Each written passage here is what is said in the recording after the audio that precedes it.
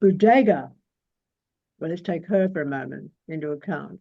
So Bodega was a chieftain in her own right. Her partner, in italics husband, was a man called Prashitagus. And Prashitagus had a wound that wouldn't heal, his arm, which when I look at it and I think about a wound that doesn't heal, that's golden staff. So he made a deal with the Romans. This is part of that story as well. He made a deal with the Romans that when he died, which was inevitable because of their golden staff, that the territory of the Echini would go to his daughters and be shared half and half with the daughters and half with Rome. And Bodega, who's also a chieftain in her own right, and she would have been a druid, and that the hair in the story of Andrasta, that, I don't know whether you know about that, that's part of this, part of the propaganda. So for her to be seeking auguries in connection with the outcome to a battle would have meant that she was of the druidic caste. You get me? So she would have been a warrior in her own right, and I'll tell you what, she would have bristled like all fuck at the idea of Prashitagus making this deal. But she didn't do anything until he died. And when he died, Rome came into that territory, pillaged everything, raped both their daughters, scourged her, whipped her till the quote is that the flesh was coming off her back, and took the whole territory. So they broke the entire treaty. And that's why Bodega, which is a title, not a name, sacked Colchester and sacked Londinium. And which is why Suetonius Paulinus at the time, who was over at Mona with the 40th, got the word and came back and ended up defeating her. There is information that she supposedly fell on her sword, but nobody really knows what she did. But one of the quotes in Tacitus was about the fact that she gathered all these people together on the night before the main final battle when they're all killed. And she wanted to see which way the war was going to go. And so she released a hare, H-A-R-E.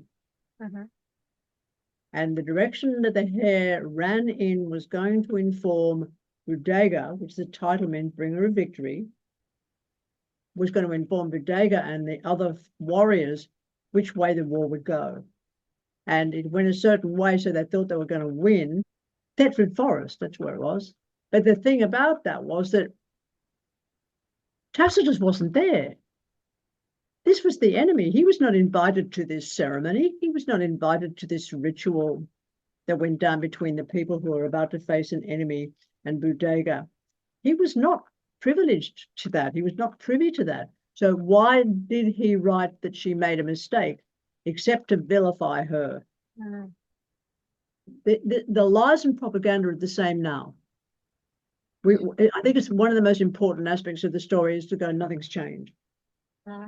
Yeah. That also wanted to get across that she's a woman in her own right, and not being part of the rules and laws of the Sanhedrin and the Pharisees and the Sadducees means that she didn't have to follow the rules of purity that they'd set in place for a woman. Being part of this, particularly the Hasmonean line, which was the royal line of David, which is all connected in here. There's so much in this story that I don't want to even go into today. But this is also associated with the rights of Dumuzi and Inanna all the way back to Sumer. So this follows through the Egyptian tradition of Akhenaten and what happened there, and the introduction of a person called Moses. And Moses means son of or priest of, by the way, it's not a name. And the fact that he was supposed to be found in a river and taken into Egypt and became the vizier of the pharaoh, except for the fact the river represents the genealogical aspects of the self. So it's what one knows to do with the meaning behind the literacy. This is not literal, but it's really important information to know what the words actually mean in a language that's not our own, because all this biblical information to do with the idea of a person, I mean, it's a joke.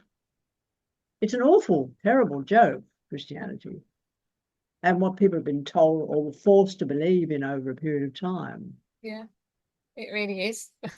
It's I mean, crazy. really is, yeah. It also about, I'm just going to shut this window because Like Miriam being with her children and then leaving her children to go back to where she was from. It would be Rechem, like, hey, Rechem. Rechem, where she was from. Yeah. Rechem is Petra, by Yeah. the way. Um, you know, like I think of my own situation with what's happened with my children and all the shame and the guilt that I felt over not being with them every day, you know. But like then Where that did that kind come of from? It's enforcing well, a that's woman into a role. exactly where did that come from? It's Christianity, yeah.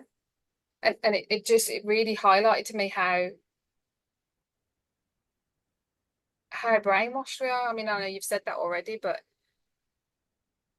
and it kind of gave me a little bit of freedom inside to think that, well, that would have been happening all those years ago, you know, that women weren't necessarily had this role that they have now, you know. That they So were forced into.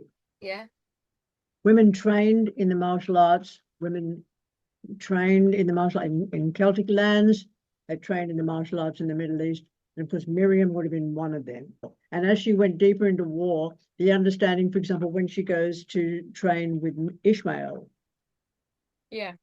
The older So guy was not actually older, she was he, has, when it comes to it that? she has the back and forward with Judas. Because he's a zealot and he doesn't want to know, he doesn't know why she wants to train to kill, why she wants to know how a Sicarii kills.